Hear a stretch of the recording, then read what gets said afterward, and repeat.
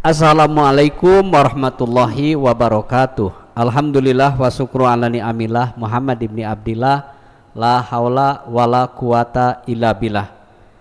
Pendengar dan pemirsa Mutiara Pagi RRI Bandung, alhamdulillah wa syukru ala ni'amillah, pagi hari ini kita jumpa kembali di Mutiara Pagi RRI Bandung. Pagi hari ini kami bersama Ustazah Yuyu Sri Rahayu yang akan mengangkat topik kita berbakti kepada kedua orang tua atau birrul walidain. Baik pendengar dan pemirsa, kita simak seperti apa berbakti kepada kedua orang tua bersama Ustazah Yuyu Sri Rahayu. Silahkan. Baik, alhamdulillah. Terima kasih Pak Haji Casmita yang kembali memberikan waktunya kepada kami untuk hadir di RRI Bandung ini. A'udzubillahi minasyaitonirrajim. Bismillahirrahmanirrahim. Assalamualaikum warahmatullahi wabarakatuh. Alhamdulillahirabbil alamin. Alhamdulillahilladzi hadana li hada wa ma kunna linahtadiya laula an hadanallah. May yahdihillahu fala mudhillalah wa may yudlil fala hadiyalah. Asyhadu an la ilaha illallah wahdahu la syarikalah wa asyhadu anna Muhammadan abduhu wa rasuluhu alladzi la nabiyya ba'da. Allahumma shalli ala sayidina Muhammad wa ala ali sayidina Muhammad wa ala alihi wa ashabihi wa man tabi'ahum bi ihsani ilal yaumil qiyamah.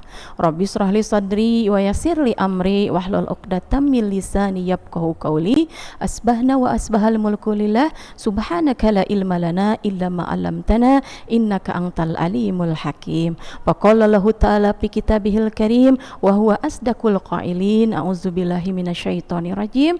Bismillahirrahmanirrahim. Wa qada rabbuka alla ta'budu illa iyyahu wa bil walidaini ihsana imma yablughanna indaka kibaru ahaduhuma au kilahuma falatakullahuma uppi walatanharhuma wa kullahuma qaulan karima.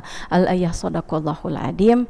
Puji serta syukur tak hentinya kita panjatkan kehadirat ilahi Rabbi Allah yang maha ghafur, berkat kudrat iradat rahmat serta kasih dan sayangnya alhamdulillah hari ini kita dipertemukan kembali di Mutiara Pagi RRI Bandung dalam keadaan sehat walafiat lahir batin, dan senantiasa Allah membimbing kita dalam iman, Islam, ihsannya, dan juga mudah-mudahan hari ini ilmu yang akan kita pelajari menjadi ilmu yang mudah kita pahami, yang mudah kita serap, dan juga insya Allah bisa kita amalkan dalam kehidupan kita sehari-hari. Salawat salam semoga tercurah limpahkan kepada junjungan kita Habibana wa Nabiyana Maulana Muhammad sallallahu alaihi wasallam, kepada para keluarganya, para sahabatnya, para tabi'atnya, dan semoga sampai kepada kita selaku umatnya yang turut patuh pada risalahnya hingga yaumil qiyamah. Amin ya Allah ya rabbal alamin. Bapak-bapak beserta ibu-ibu pendengar setia Mutiara Pagi RRI Bandung dimanapun Anda berada, rahimani wa rahimakumullah. Alangkah lebih baiknya sebelum kita masuk ke pembahasan materi, kita berdoa dulu. Semoga Allah memberikan kemudahan pemahaman kepada kita, ilmu yang bermanfaat, dan Allah menjadikan kita golongan hamba-hamba yang salihin. Rabbi zidna ilma warzuqni fahma waj'alna minas salihin. Amin ya Allah ya rabbal alamin. Baik, sebagaimana tadi disampaikan bahwa temanya adalah berbakti kepada kedua orang tua. Adanya kita sudah barang tentu adanya kedua orang tua kita, karena kita bukan Nabi Adam.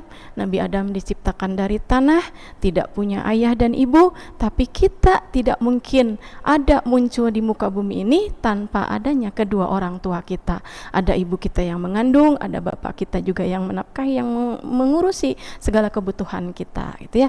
Jadi tadi juga di dalam surat Al-Isra dijelaskan ayat 23 bahwa Allah memerintahkan kepada seorang hamba itu, yang pertama itu adalah wa qadha rabbuka alla ta'budu illa iyyahu, bahwa ketauhidan kepada Allah itu adalah yang pertama.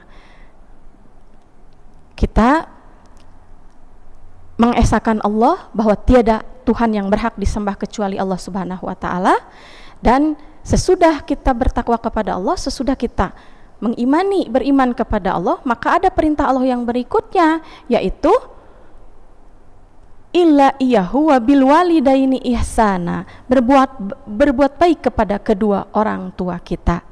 Dan berbuat baik itu kita harus pahami dulu bagaimana perjuangan seorang ibu, seorang bapak bisa membesarkan kita para putra-putrinya. Contoh kita ambil seorang ibu, bahkan Nabi Rasulullah SAW pun pernah ditanya oleh sahabatnya bahwa siapa yang berhak aku hormati gitu ya Rasulullah. Maka Rasul pun menjawab, ummuka. Kemudian bertanya lagi, siapa lagi? Ummuka. Bertanya lagi, siapa lagi ya Rasulullah? Ummuka. Sampai 3 kali Rasul mengulang kata ummuka, ibumu, ibumu, ibumu, baru ayahmu. Di sana kita bisa mengambil pelajaran bahwa ibu itu sudah berjuang. Hanya 3 poin saja yang paling utama, padahal kalau kita lihat perjuangan ibu itu lebih dari 3 poin tersebut. Poin apa yang ibu perjuangkan? Yang pertama, ibu itu adalah yang mengandung kita. Yang kedua adalah yang melahirkan kita. Yang ketiga adalah yang mengurusi, yang menyusui dan mengurusi segala kebutuhan kita adalah ibu kita. Maka Rasul di sana menyebutkan 3 kali ummuka, ummuka, ummuka, itu adalah 3 perjuangan seorang ibu. Bahkan yang terakhir dijelaskan juga adalah baru abika, baru bapakmu. Karena di dalam surat Luqman juga bisa kita buka suratnya bahwa wa wasainal insana biwalidayhi hamalathu ummuhu wahnan ala wahni wa fisaluhu bi amaini aniskurli wali walidaik ilayal masir. Nah, di sana dijelaskan bahwa perjuangan seorang ibu adalah mengandung anaknya, mengandung 9 bulan, sesudah mengandung juga kemudian menyusui selama 2 tahun. Sesudah menyusui juga banyak tugas-tugas ibu yang mungkin kadang kita tidak memperhatikan hal tersebut. Mungkin kita pelajari apakah seorang ibu yang sedang hamil pernah tidak melihat menyimpan dulu beban kandungannya kalau dia mau pergi ke suatu tempat. Berat dibawa-bawa gitu ya, dia simpan dulu kandungan anaknya, tidak. Tapi tetap meskipun dengan susah payah, dengan kelelahan, anak yang ada dalam kandungannya dia bawa kemanapun dia pergi, kemanapun dia akan berangkat. Aktivitas apapun yang dia kerjakan, mau tidur juga tidak nyaman, mau berbaring juga tidak enak, tapi ibu tidak mengeluh dengan hal tersebut karena saking sayangnya dia diberikan anugerah kandungan, diberikan anugerah putra atau putri dari Allah Subhanahu wa taala, maka dinikmati meskipun lelah dan susah payah mengandung, tetap ibu nikmati hal tersebut menjadi anugerah yang paling indah dari Allah Subhanahu wa taala. Kemudian sesudah itu memberikan air susu, menyapihnya sampai 2 tahun gitu ya. Kebayang oleh kita bagaimana kita waktu kecil menggigit puting dari ibu kita. Apakah ibu kita mengeluh? Tidak. Ibu malah dengan penuh kesakitan sampai berdarah, tidak mengeluh. Apapun yang diberikan kepada anak harus yang terbaik, sampai dia rela untuk tidak tidur lelap, diganggu dalam keadaan tidurnya, terbangun, terjaga dalam keadaan malam hari, mengurusi bipisnya mungkin ataupun fubnya anak, tidak mengeluh. Karena itu sudah kasih sayang dari Allah yang dianugerahi kepada seorang ibu. Lalu apa yang bisa kita pelajari dari hal tersebut? Kita mempunyai kedua orang tua, lihatlah perjuangan mereka semasa kita masih kecil. Kalau dulu kita diajari oleh mereka, kita diurusi oleh mereka, kalau orang tua kita sudah sepuh dan ada dalam pengasuhan kita, maka kita harus lihat bagaimana kasih sayang mereka kepada kita sewaktu kita masih kecil. Berupa balasan mungkin ataupun berupa kasih sayang pula yang harus seimbang kita berikan kepada mereka. Kalau misalnya kita dulu ingin belajar berjalan, dipapa, dipegang, diperhatikan, jangan sampai terjatuh.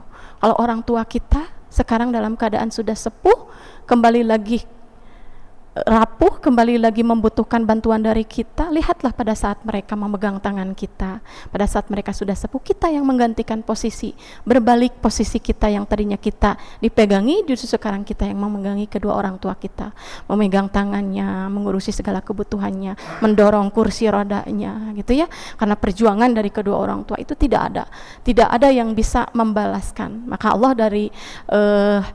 Maka dari itu Allah dalam surat Al-Isra ayat 23 tadi menjelaskan bahwa sesudah engkau bertauhid kepadanya, mengesahkan Allah bahwa tiada Tuhan yang berhak disembah kecuali Allah, hal yang kedua yang Allah perintahkan kepada kita adalah berbuat baik kepada kedua orang tua kita. Orang tuamu yang sudah melahirkanmu, orang tuamu yang sudah mendidikmu sampai saat ini menjadi seorang yang sukses, jangan sampai kita berpikir bahwa kesuksesan yang kita dapat hari ini adalah karena kepintaran kecerdasan kita. Sejatinya bahwa kesuksesan yang kita dapat hari ini, kesuksesan yang kita nikmati hari ini adalah karena adanya doa dari kedua orang tua kita. Mungkin kita bersyukur masih ada kedua orang tua kita, tapi coba tengok orang yang sudah tidak ada kedua orang tuanya, mungkin dunia ini tidak akan sama dengan kita yang masih punya kedua orang tua, karena ibarat sudah ada lubang besar yang tidak bisa ditutupi kalau sudah tidak punya kedua orang tua. Ada rasa hampa dalam diri, bahwa keberkahan hidup pun juga terasa sudah berkurang karena tidak adanya kedua orang tua kita, gitu ya, seperti itu. Jadi adanya kedua orang tua kita, syukuri, urusi mereka dengan penuh kasih sayang, karena kedua orang tua kita itu adalah pintu tengah surga. Min ausati babil jannah, pintu surga yang paling tengah. Pintu surga itu ada berbagai macam pintu yang bisa kita masuki, tapi pintu yang bisa kita masuki melalui ketaatan kita kepada kedua orang tua kita adalah pintu yang paling tengah, gitu ya. Jadi berbakti kepada kedua orang tua itu, lihatlah bagaimana perjuangan mereka mendidik kita, mengurusi kita. Balik sekarang kita yang harus mengurusi mereka, yang harus memperhatikan mereka, yang harus memenuhi segala kebutuhan mereka, gitu ya. Jangan sampai kita menyakiti kedua orang tua kita dengan kerinduan yang sangat. Ditelepon tidak diangkat, ditanya kabar juga tidak menjawab. Kadang anak-anak zaman sekarang itu seperti itu ya.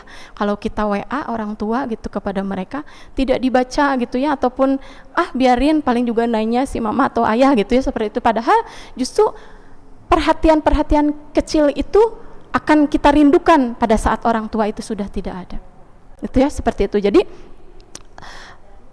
perhatikan apapun kebutuhan kedua orang tua kita, sayangi mereka selagi mereka masih ada, karena pintu surga yang paling mudah kita masuki adalah pintu di sebelah tengah itu pintu birrul walidain. Dan jangan pernah kita menganggap bahwa anak-anak kita akan soleh-solehah, anak-anak kita akan berbakti kepada kita kalau kita tidak berbakti kepada kedua orang tua kita, itu ya. Karena gagalnya seseorang itu mendidik anak bisa saja menjadikan mereka tidak berbakti kepada kedua orang tuanya, tidak berbakti kepada ayah bundanya, ya. Karena satu kegagalan seseorang itu mendidik anaknya menjadi anak yang berbakti kepada orang tuanya adalah karena seringnya anak tersebut melihat perdebatan antara ayah dan bundanya di rumah, gitu ya. Jadi saling meremehkan, saling menyalahkan. Itu adalah salah satu bukti bahwa mereka juga bagaimana mereka mau berbakti kepada kedua orang tua, sedangkan melihat keseharian orang tuanya saja seperti itu, gitu ya. Dan yang kedua, mereka itu adalah terpengaruh oleh lingkungan di mana mereka bergaul. Harus kita perhatikan juga selaku kedua orang tua, bahwa kalau anak kita ingin menjadi anak yang soleh dan soleha, perhatikan pergaulan mereka, bagaimana mereka bergaul, bagaimana mereka mendapatkan pendidikan yang betul-betul bisa menjadikan anak yang berbakti kepada kita kedua orang tuanya. Contohnya misalnya dimasukkan ke pesantren-pesantren, dimasukkan juga ke pendidikan-pendidikan agama, karena tidak hanya pendidikan formal yang sesungguhnya mereka butuhkan, tapi justru pendidikan agama yang akan mereka bawa sampai mereka tua nanti dan sampai mereka kembali ke haribaan Allah, itu adalah pendidikan tentang agama, gitu ya. Dan yang menjadikan gagal seseorang itu menjadikan anaknya soleh-soleh adalah mementingkan kebutuhan anak itu adalah hanya urusan dunia saja. Jadi segala kebutuhan anak dipenuhi, tapi hanya urusan keduniaannya saja. Segala kebutuhan dia, pingin pakaian yang bagus-bagus, pingin kendaraan yang bagus, pingin makanan yang enak-enak, dia penuhi. Tapi justru kebutuhan rohaninya, kebutuhan agamanya tidak dipenuhi oleh kedua orang tua, karena kebanyakan zaman sekarang itu melihat kesuksesan itu dari segi duniawi saja. Kalau anaknya menjadi seorang dokter atau anaknya menjadi seorang yang punya kedudukan tinggi dalam masyarakat, justru mereka anggap itulah yang menjadikan kesuksesan bagi mereka. Justru bukan seperti itu, gitu ya. Karena pendidikan agama lah yang paling penting, karena itu yang akan menjadi bekal mereka hingga nanti mereka pun kalau menjadi anak yang soleh dan soleh bisa mengurusi kita kedua orang tuanya. Dan yang berikutnya adalah karena Allah ingin menggugurkan dosa-dosa kita. Kalau misalnya kita memiliki anak yang tidak soleh atau solehah atau gagal kita dalam mendidiknya. Ada yang poin yang terakhir adalah karena Allah ingin menggugurkan dosa-dosa kita kedua orang tuanya. Jadi diuji dengan anak yang misalkannya anaknya susah diatur, susah dikasih tahu. Malah kebanyakan anak-anak itu zaman sekarang itu kalau kita tidak memperhatikan betul-betul keadaannya, mereka lebih betah di luar rumah dibanding di dalam rumah gitu ya. Maka dari itu apa kesalahan dari kedua orang tua kita?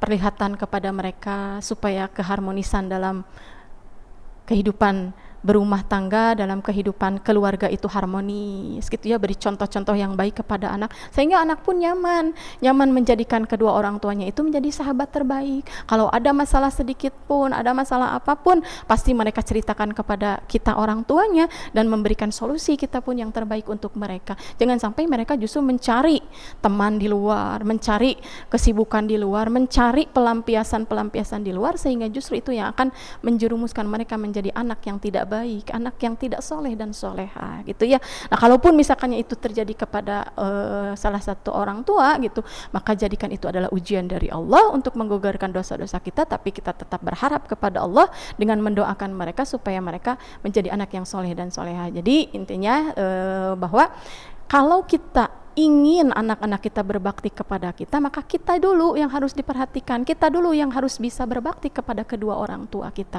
Sebetulnya orang tua kita tidak minta banyak dari kita, cuman minta perhatian saja. Maka ada pepatah yang mengatakan bahwa seorang ibu itu bisa mengurusi 10 anak, tapi seorang anak belum tentu bisa mengurusi satu ibu, gitu ya. Padahal kita banyak bisa belajar dari kisah-kisah sahabat Rasul yang begitu sangat berbakti kepada orang tuanya. Kita ambil salah satu contoh bahwa adalah sahabat Rasul Uwais Al-Qarni.